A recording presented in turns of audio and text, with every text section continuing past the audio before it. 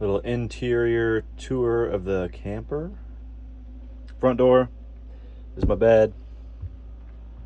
This is the way to get into the cab. Super tiny, but it's super well insulated, and the cab is not well insulated, and so you want to keep the whole box separate. And this is a wall with insulation in it. I can slip through there, but barely. Fridge with all the homies. We got a little secret compartment back here.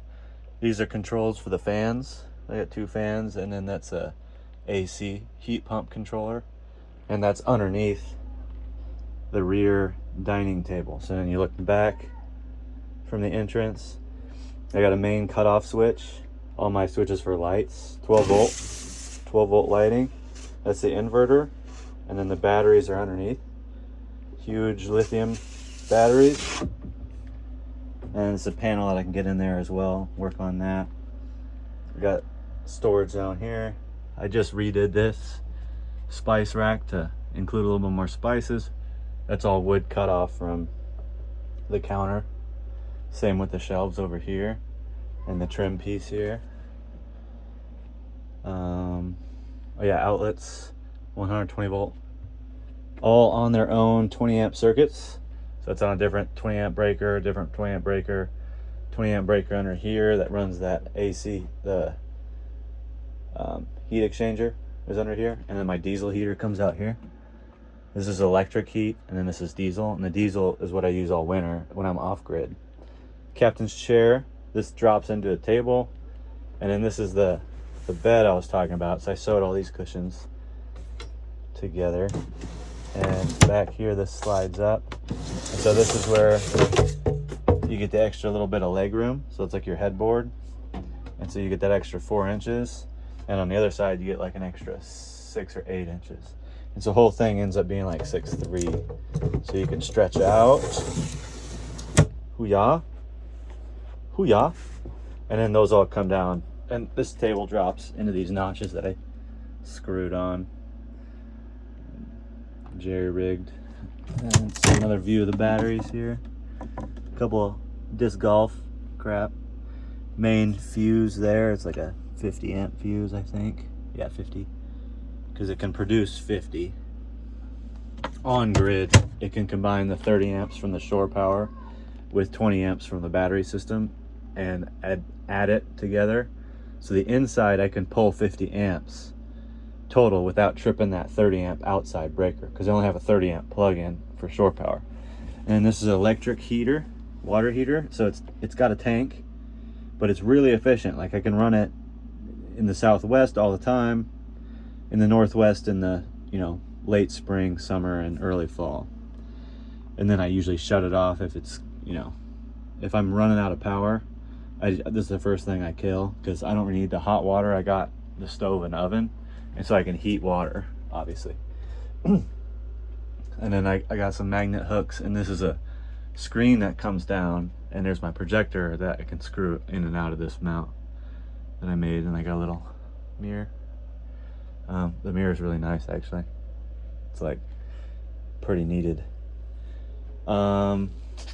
Yeah, sink, big old sink. Beautiful view. My niece trying to get me out.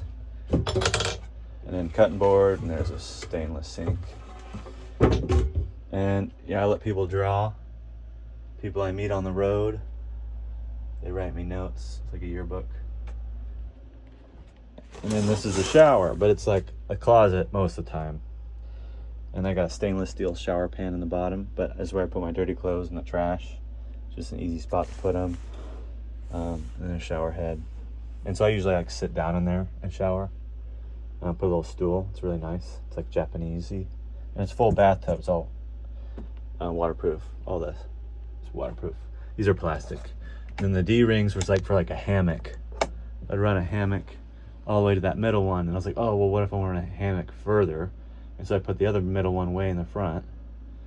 These are how I can exercise. You hang little dip rings, and more storage. I just hang off the wall.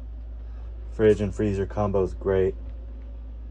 Yeah, there's the other ring, and then these 2 rings are the same distance apart. as those two, and I was like, oh, I should have a cargo net for extra storage up there, but I really don't need it. And I'd be like maybe bumping my head, but I mean, it's 6 foot, it's like probably 6'5" up here, and then there's a single pitch roof you can see on top of the fridge, how it's at angle to shed water out the rear of the RV. Yep. Oh yeah, and the toilet. The toilet's cool. The red means the pisser's full, but the pisser comes out separate. It's a little gross in there, but that flap opens up when you sit down, and you can like do your business in there. And it's the kitty litter that I use to dry it out, and then you just take the bag out and throw it away. I mean, people throw away diapers. There's my distribution panel for the breakers for 120 volt, and then this is my DC fuse block for all the 12 volt appliances and lights. So like, obviously the lights are 12 volt, these fans are 12 volt. The system's 24 volt, but I down convert to 12 before the fuse panel. And the 24 volt's a little bit more efficient to push solar power into. And I have like 960 watts of solar on the roof. And so the solar, it takes up every bit of space between this fan and that fan. So the entire roof is solar. And I'm usually pulling like 450 to 500 watts. On a day like today, 500 watts easily coming in. But you see I'm plugged into the grid. So I have 150 watts grid power coming in, the batteries are fully charged. The photovoltaic is 25 watts because I'm underneath a shed out here. AC load's 56 watts, and then I have a sensor for my water, my freshwater tank, and it's mostly accurate, but I need to recalibrate the sensor because if it gets down to like 10 gallons, it'll drop from 10 to like empty real quick. So I think it might think the tank is a different shape, and so it'll calculate water differently. It's just a piezoelectric resistor that slides up and down a pole, and it gives readings. And then yeah, this is for the AC. This is my diesel heater. It's 79 in here right now. Doesn't feel like that, but I have it set to 55. So if it drops below 55, the diesel heater turns on. I have 5 gallons of diesel underneath the RV, and that's a lot of diesel. That gets me through about 2 weeks of constant use in the dead of winter with snow around. So it's really pretty efficient. I can go out as long as it's not rainy and cloudy for like more than 72 hours. My RV will maintain itself. Oh, there's my niece again.